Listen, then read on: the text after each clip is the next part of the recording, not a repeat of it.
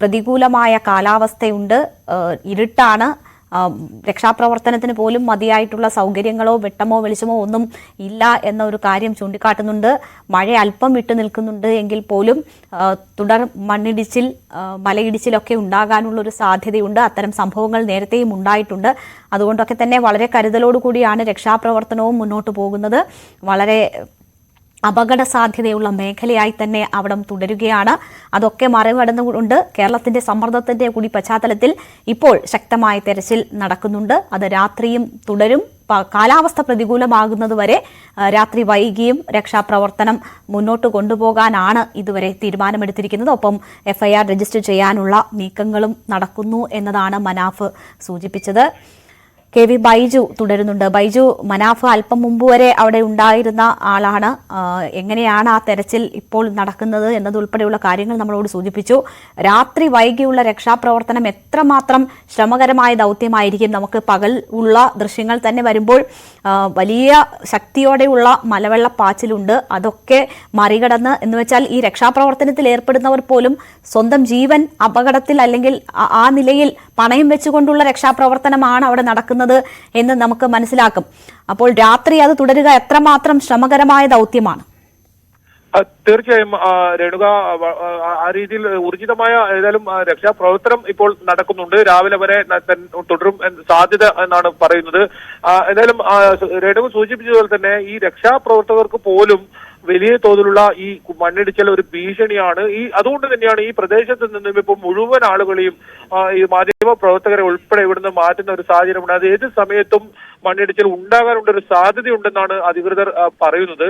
പക്ഷേ ഈ സമ്മർദ്ദം നമ്മുടെ കേരളത്തിൽ നിന്ന് ഉൾപ്പെടെയുള്ള വലിയ സമ്മർദ്ദം രാവിലെ മുതൽ ഉണ്ടായത് തന്നെയാണ് ഇപ്പോൾ ഈ രക്ഷാപ്രവർത്തനം ഈ രാത്രിയിലും തുടരാൻ തീരുമാനമെടുത്തെന്ന് വേണം മനസ്സിലാക്കാൻ.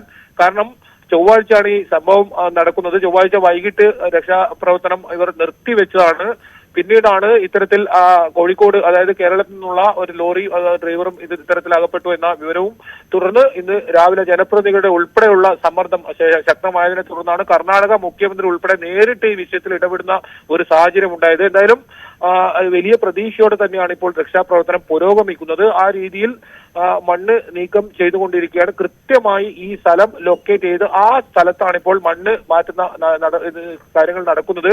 മണ്ണ് നീക്കം ചെയ്ത് പുറത്തേക്ക് കൊണ്ടുപോകുന്ന ഒരു കാര്യമാണ് ചെയ്യുന്നത്. ഏതായാലും ഇന്ന് വലിയ പ്രതീക്ഷയോടെ തന്നെയാണ് ഇപ്പോഴും ഉള്ളത്. ബന്ധുക്കളും ഒപ്പം നേരത്തെ പറഞ്ഞ ലോറി ഉടമ ഉൾപ്പെടെയുള്ളവർ ഈ സ്ഥലത്ത് തന്നെയുണ്ട്. ഏതായാലും അർജുനെ കണ്ടേ ഇവർ തിരിച്ചു പോകൂ എന്ന നേരത്തെ തന്നെ ഇവർ വ്യക്തമാക്കിയിരുന്നു. ഈ സ്ഥലത്ത് തന്നെ ഉണ്ട്. ഇവിടെ നിന്നും ഇപ്പോൾ ഈ സംഭവം സ്ഥലത്ത് നിന്നും എല്ലാവരെയും മാറ്റിയിട്ടുണ്ട്. അത്തരത്തിൽ ചെറിയ തോതിലുള്ള മണ്ണ് ഒലിച്ചു വരുന്ന ഒരു സാഹചര്യം കൂടിയുണ്ട്.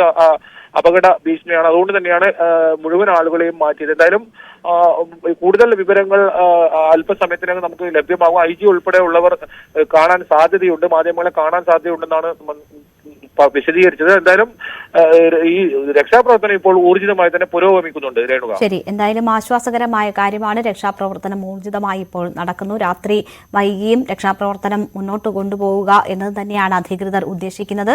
ഇതുവരെയുള്ള സാഹചര്യങ്ങൾ സംബന്ധിച്ചുള്ള ഒരു വിശദീകരണം ഉടൻ ഉണ്ടാകുമെന്ന പ്രതീക്ഷയുമുണ്ട്. എന്തായാലും നമുക്ക് പ്രതീക്ഷയോടുകൂടി തന്നെ കാത്തിരിക്കാം. അർജുനായി കുടുംബാംഗങ്ങൾ ഇവിടെ പ്രാർത്ഥനയിലും പ്രതീക്ഷയിലുമാണ്. അതേ പ്രാർത്ഥന ഓരോരുത്തരുടെ മനസ്സിലുമുണ്ട്. ഏതായാലും വൈകിയാണ് രക്ഷാപ്രവർത്തനം ആരംഭിച്ചത് എങ്കിൽ പോലും ഇപ്പോൾ വളരെ ഊർജിതമായി രക്ഷാപ്രവർത്തനം നടക്കുന്നു. അത് പ്രതീക്ഷ വർദ്ധിപ്പിക്കുകയാണ്. KV ബൈജു ആണ് അവിടെ നിന്നും വിവരങ്ങൾ നൽകിയത്.